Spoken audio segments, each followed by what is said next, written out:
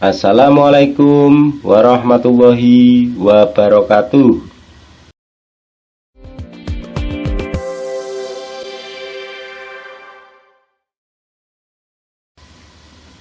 Langsung saja, caranya kita arahkan kursor di video.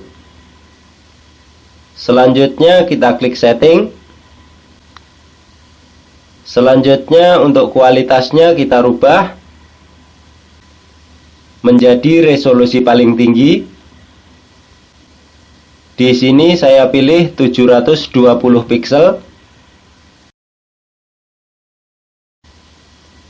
Seperti yang terlihat pada video, gambar berubah menjadi sangat jelas ya teman-teman. Lalu di HP atau smartphone caranya juga sama ya teman-teman. Caranya kita ketuk pada video.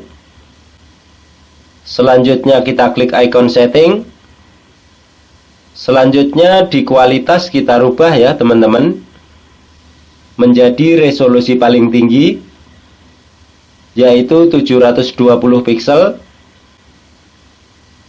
Kemudian OK. Seperti yang terlihat pada video ya teman-teman, gambarnya pun berubah menjadi sangat jelas ya. Sekian ya teman-teman, cara menonton video YouTube agar terlihat sangat jelas.